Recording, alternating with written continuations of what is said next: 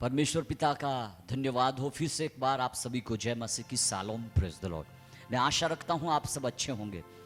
आज फिर से एक बार परमेश्वर के अनमोल वचनों को आपके सामने लाने में मुझे अति आनंद होता है कि जब हम परमेश्वर के वचनों को सुनते हैं और उसके अनुसार जीवन जीते हैं, परमेश्वर हमारे जीवन में बढ़ोतरी लाता है। आज हम बहुत ही महत्वपूर्ण बातों को सीखने जा रहे हैं। इन चीज़ों को सीखने के लिए पवित्र आत्मा मुझे सिखाने के लिए, समझाने के लिए और आपको समझने के लिए मदद करे, ये मेरी प्रभु से प्रार्थना है। मेरे प्रियो, जब परमेश्वर ने शुरू में इस सृष्टि की उत्पत्ति की, परमेश्वर, हमारा परमेश्वर भी स्वयं कार्य करने वाला परमेश्वर है। वो आलसी परमेश्वर नहीं है। इसलिए जब उसने मनुष्यों को बनाया, पृथ्वी की उत्पत्ति के बाद जब उसने मनुष्य को बनाया, मेरे प्रियो, आदम और हवा को ऐसे ही बनाकर नहीं रख छोड़ा कि सब कुछ बना दिया, आप खाओ, ऐश आराम करो, ऐसा नहीं। उत्पत्ति उसका 2:15 में इस प्रकार लिखा है, तब यहोवा परमेश्वर ने आदम को लेकर अदन की वाटिका में रख दिया कि वो उसमें काम करे और उसकी रक्षा करे। आदम और हवा को जब बनाया, मेरे प्रियो, परमेश्वर ने उसको एदन की वाटिका में खास मकसद से बनाया। मकसद ये था कि उस एदन की वाटिका की रखवाली करे और उसमें काम करे।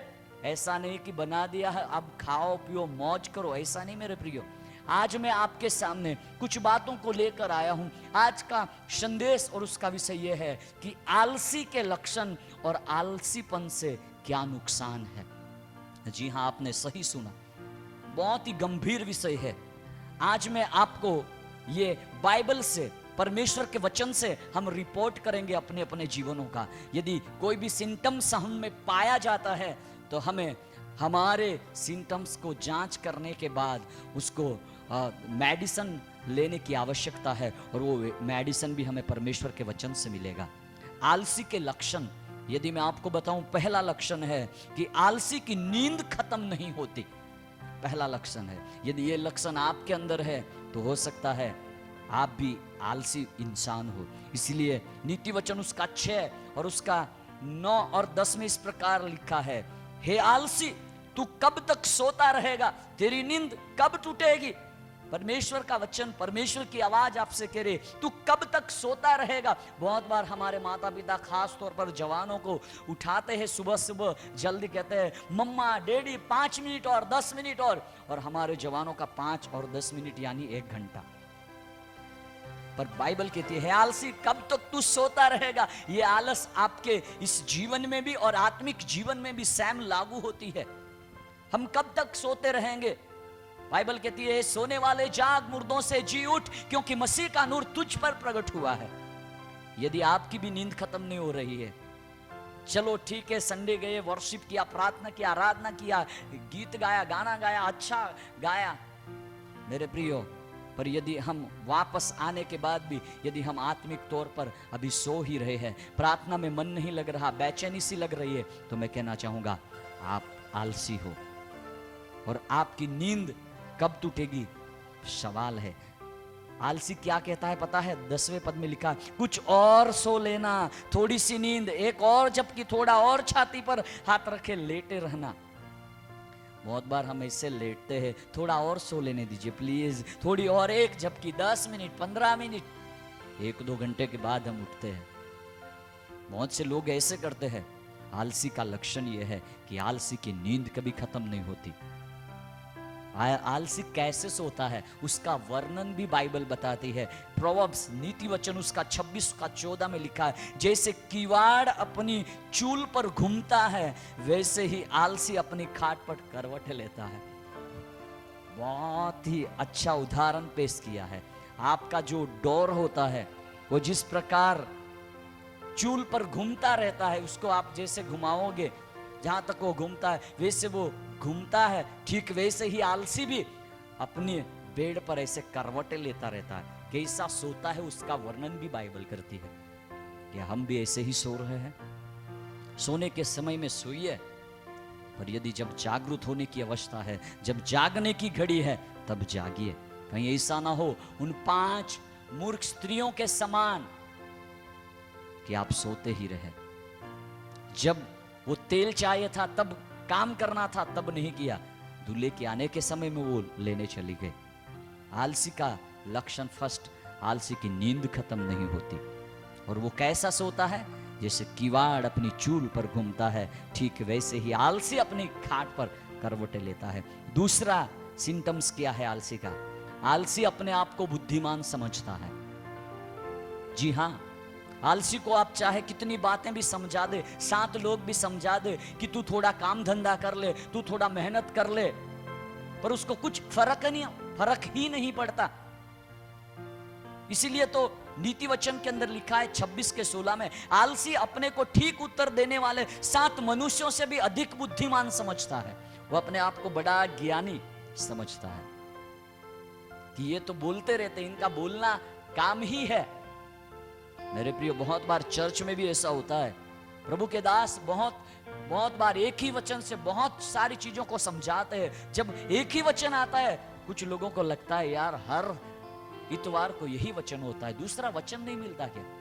वो वचन मिलता है, पर वही इसलिए मिलता है कि आप सुधर जाए, आप अपनी आलस को छोड़ दे। आलसी अपने आप को बुद्धिमान समझता है। क्या आप भी अपने आप को बुद्धिमान समझते हैं? बाइबल कहती है यदि आप परमेश्वर के सामने बुद्धिमान होना चाहते हो तो उसके सामने मूर्ख बनिए। तीसरा सिम्टम्स है, आलसी समय को बर्बाद करता है, क्योंकि उसके पास और कोई काम ही नहीं होता।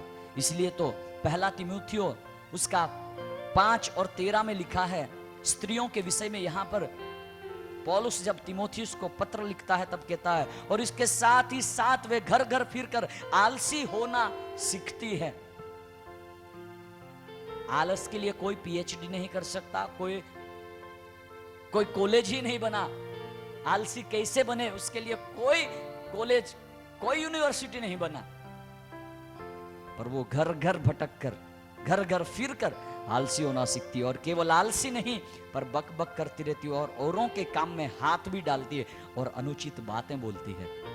बहुत बार हम भी अपने जीवन के महत्वपूर्ण समयों को हम बर्बाद करते हैं। मोबाइल है, सोशल मीडिया है, अपने मित्रों के साथ आप घूमिए, मना नहीं है, पर समय को महत्व दीजिए। आपके पढ़ाई के क्षेत्र में आप समय को महत्व दीजिए। आप जो कार्य क्षेत्र में काम करते हो, जॉब करते हो, वहां महत्व दीजिए। पर बहुत बार हम समय को बर्बाद कर देते हैं। क्या आपने अभी तक अपने जीवन से ऐसे बहुत महत्वपूर्ण समयों को बर्बाद किया है, या अभी भी कर रहे हो? तो आप आलसी हो। सुनकर बुरा लगेगा, पर आपको मानना पड़ेगा कि हाँ, आप आलसी हो यदि आप अपने समय को बर्बाद कर रहे हैं। आपके समय में आप प्रभु के सामने बैठिए, वचनों को पढ़िए, प्रार्थना कीजिए, संगति में जुड़िए, ताकि परमेश्वर आपको उस आलस से बाहर निकाले। चौथा सिम्टम्स है, आलसी बहाना बनाते रहता है। और इसीलिए नीति वचन उसका 26:13 में लिखा है, आलसी कहता है कि मार्ग में सिंह है, चौक में सिंह है। किसी को कोई काम आप सौंपेंगे तो वो नहीं जाएगा, मुझे दर्द हो रहा है, मुझे ये हो रहा है। आज यही स्थिति है। पहले के समय में बीमारों को चर्च में लाया जाता था, क्योंकि उस समय इतने आर्थिक परिस्थिति अच्छी नहीं हुआ करती थी लोगों की, इसलिए विश्वास के साथ चर्च में लाया जाता था, उनके लिए प्रार्थना किया जाता था, वे ठीक हो जाते थे। पर आज घर ही रुक जाते हैं। एक बहाना मिल जाता है कि मेरा सर दर्द हो रहा, मैं चर्च नहीं जा सकता, मेरे पेट में गड़बड़े, में चर्च नहीं जा सकता। मेरे प्रिय, सोचिए, आपने भी ऐसे कितने बहाने बनाए होंगे। क्या आप भी प्रभु की उपस्थिति में जाने से बहाने बनाते हो? क्या आप स्कूल कॉलेज में जाने से बहाने बनाते हो? क्या आप अपनी नौकरी से छुट्टी लेने के लिए कुछ बहाने बनाते हो? तो मेरे प्रियो, मैं आपको बताना चाहता हूं, आप आलस में आ गिरे हैं। मैं बताना चाहता हूं, आलसी के 4 सिम्टम्स मैं आपको आपके सामने मेरे प्रियो बता रहा हूं। पहला सिम्टम, आलसी की नींद खत्म नहीं होती। आलसी कैसे सोता है वो बताया। आलसी अपने आप को बुद्धिमान समझता है। आलसी समय को बर्बाद करता है। और नंबर 4, आलसी बहाने बनाता रहता है। ये आलस एक महापाप है। आलसी के सिम्टम्स जानने के बाद, वचन से रिपोर्ट करने के बाद, जब रिपोर्ट पॉजिटिव आया है तो उसका निदान होना आवश्यक है। और उसका निदान, उसका उपचार पवित्र शास्त्र बाइबल में है। आलसी के नुकसान भी भयानक है। इसलिए उस आलस से हमें निकलना चाहिए। आलस एक आत्मिक पाप है, आलस एक रोग है। जब कभी भी ये रोग किसी को पकड़ता है, बहुत मुश्किल से लोग संभल पाते हैं। आलस से देह और मन कमजोर हो जाता है। आलसी अपने लक्ष्य से दूर भागता है। वो लक्ष्य तो रखता है पर उसे कुछ हासिल नहीं होता। एक कहावत भी है, कहावत इस प्रकार है, आलसी को विद्या कहां, बिना विद्या वाले को धन कहां, और बिना धन वाले को मित्र कहां। यदि आप आलस करेंगे तो आप पढ़ाई भी नहीं कर सकते। यदि पढ़ते हो, आपके पास धन भी नहीं होगा तो आपके मित्र भी कहां रहेंगे। इसलिए मेरे प्रियो, आलसी होने के नुकसान भयानक है। पहला नुकसान यह है आलसी होने का कि आलसी इच्छा रखता है पर उसे कुछ नहीं मिलता। इसलिए नीति वचन 13:4 में लिखा है, आलसी का प्राण लालसा तो करता है और उसको कुछ नहीं मिलता, परंतु कामकाजी हृदय पृष्ठ हो जाता है। आलसी का प्राण लालसा करता है। आप भी इच्छा रखते होंगे कि मैं पुलिसमैन वुमेन बनूंगी, मैं वकील बनूंगा, मैं कलेक्टर बनूंगा, मैं टीचर बनूंगा, मैं डॉक्टर बनूंगा, मैं सेवक बनूंगा, मैं सेविका बनूंगा, मैं म्यूजिशियन बनूंगा, मैं गीत लिखने वाला बनूंगा। पर यदि आप उसमें कुछ काम ही नहीं करोगे तो आप कैसे उस मुकाम तक पहुंचोगे।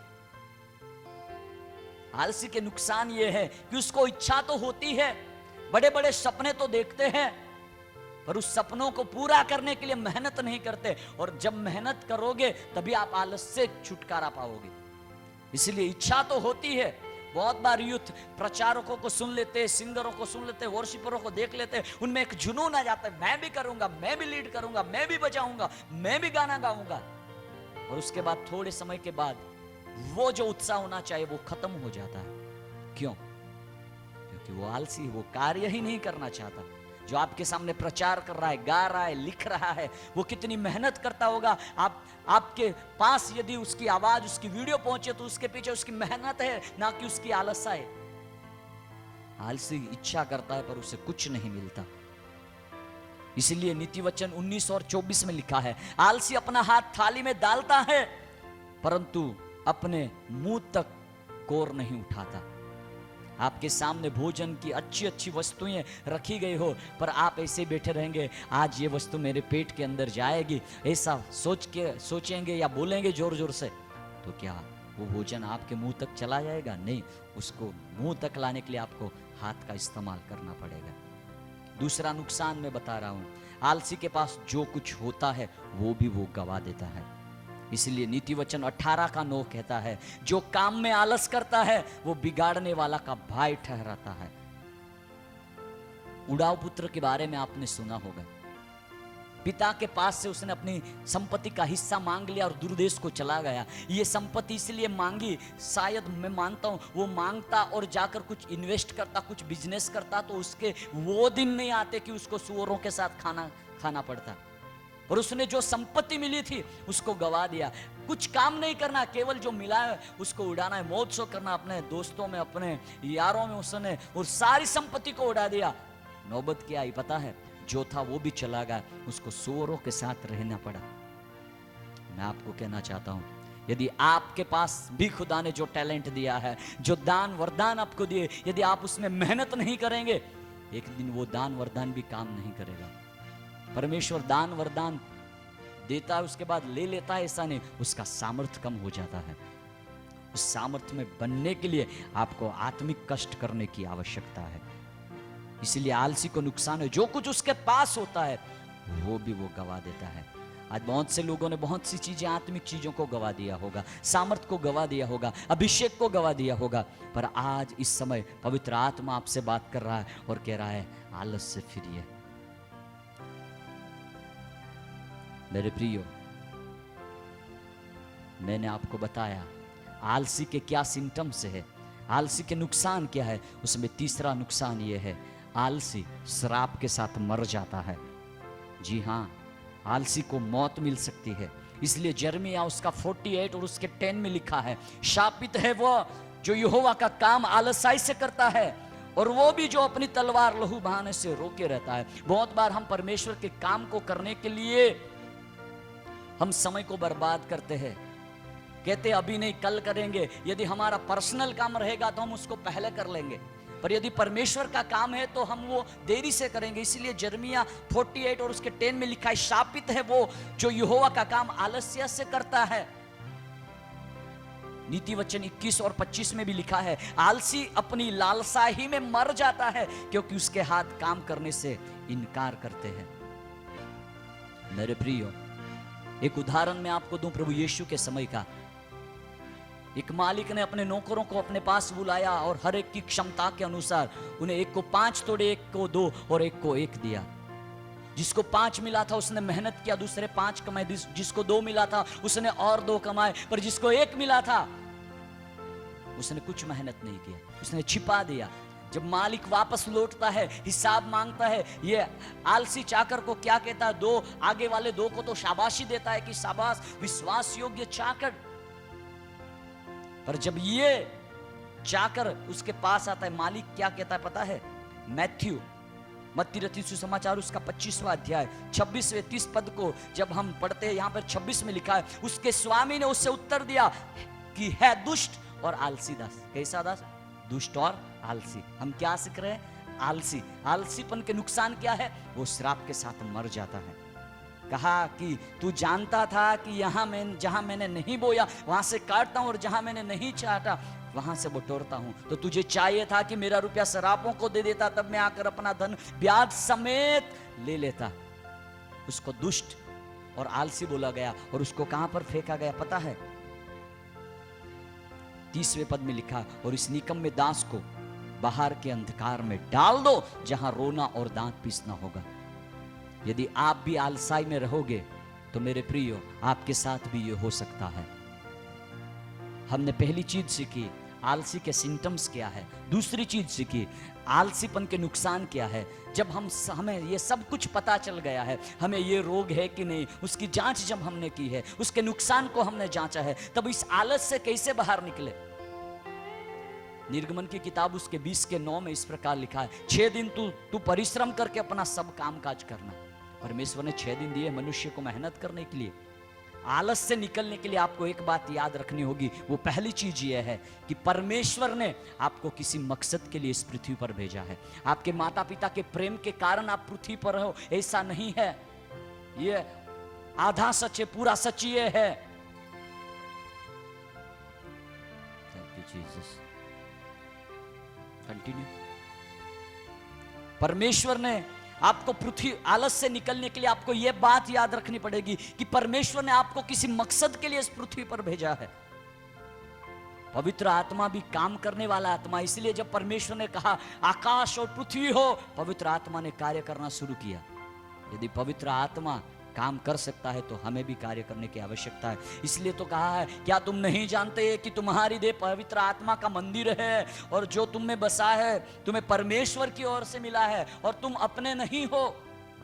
यदि आपके अंदर पवित्र आत्मा है, आपको याद रखना पड़ेगा कि परमेश्वर ने आपको मकसद के लिए भेजा है किसी, और वो काम करने के लिए आपके अंदर पवित्र आत्मा होगा, क्योंकि ये पवित्र आत्मा उद्यमी आत्मा है, आलसी आत्मा नहीं है। आपको याद रखना पड़ेगा कि परमेश्वर ने आपको किस लिए भेजा। यीशु क्यों आए इस पृथ्वी पर? मनुष्य के लिए, मेरे और आपके लिए, मेरे और आपके लिए वो मरने के लिए ही जन्मे। यीशु ही एक ऐसे व्यक्ति थे, वो केवल मरने के लिए पैदा हुए। आज जब हम बीमार होते अस्पताल जाते हैं, क्यों? ताकि मरने से बचे, ताकि मौत से बचे, इसलिए हम ट्रीटमेंट करवाते हैं। पर यीशु इसलिए आया कि वो मेरे और आपके लिए मरे। यीशु का मकसद मरना था और उसके मरने से और उसके पुनरुत्थित होने से मुझे और आपको जीवन मिले और मैं और आप भी पुनरुत्थित होए। दूसरी चीज आपको याद रखनी पड़ेगी। यदि मैं वो चीज समझाऊं उससे पहले आपको सवाल पूछूं कि मनुष्य बड़ा ज्ञानी है या पशु या जंतु बड़े हैं? हाँ, कद में शायद हाथी हो सकता है, पर ज्ञान में कौन बड़ा है? अक्ल बड़ी या भैंस बड़ी? अवश्य कहेंगे साइज में तो भैंस बड़ी है, पर सब चीजों में देखे तो अक्ल बड़ी है। आज हम बहुत बार बहुत सी जगह पर घूमने के लिए जाते हैं, मुलाकात के लिए जाते हैं और वहां क्लिक करते हैं। मैं आपको एक सजेशन दूं, आप एक ऐसा प्रवास का आयोजन कीजिए। ज्यादा दूर नहीं है वो स्थल, बिना रुपए के, बिना खर्चा किए आप वो कर सकते। वो है चींटियों की मुलाकात। आपको याद रखना है आलस्य से निकलने के लिए। दूसरी चीज, किसी उद्यमी व्यक्ति से या जीवों से सीखना चाहिए। इसलिए तो बाइबल में कहा है, नीति वचन 6:6 में लिखा है, आलसी तू चींटियों के पास जा, उनके काम पर ध्यान दे और बुद्धिमान हो। हालेलुया। हम ये जीव जंतु भी हमें सिखाते हैं। चींटियों को कभी आपने इससे ही घूमते हुए नहीं देखा होगा। वो अपने लिए भोजन को बटोरती रहती है। उनका कोई मैनेजर नहीं होता और वो शिस्त में चलती है।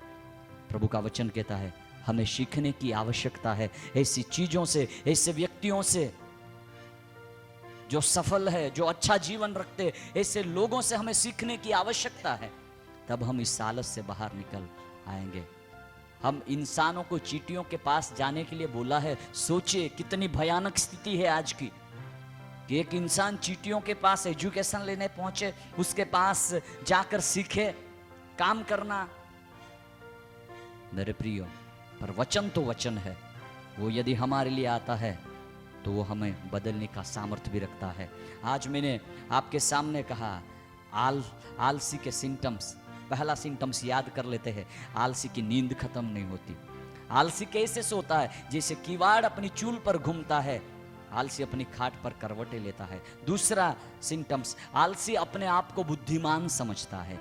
तीसरा, आलसी समय को बर्बाद करता है। नंबर 4, आलसी बहाने बनाता है। उसके बाद आलसी के नुकसान के बारे में बताया मैंने। इच्छा होने के बावजूद उसे कुछ नहीं मिलता।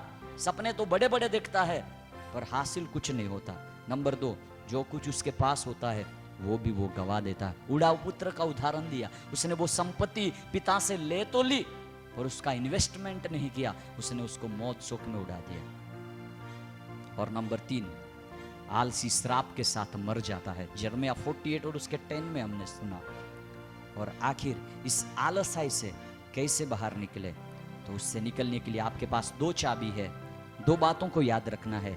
एक, कि परमेश्वर ने आपको किसी मकसद के लिए इस पृथ्वी पर भेजा है। और नंबर 2, किसी अच्छे सफल व्यक्तियों से, अच्छे व्यक्तियों से, उद्यमी व्यक्तियों और जीवों से हमें सीखने की आवश्यकता है। आए, यदि आप भी आलसाई में है, हम मिलकर प्रार्थना करते, परमेश्वर मुझे और आपको इस आलसाई भरी दुनिया से बाहर निकाले और प्रभु के राज्य के लिए काम करने के लिए मदद करे।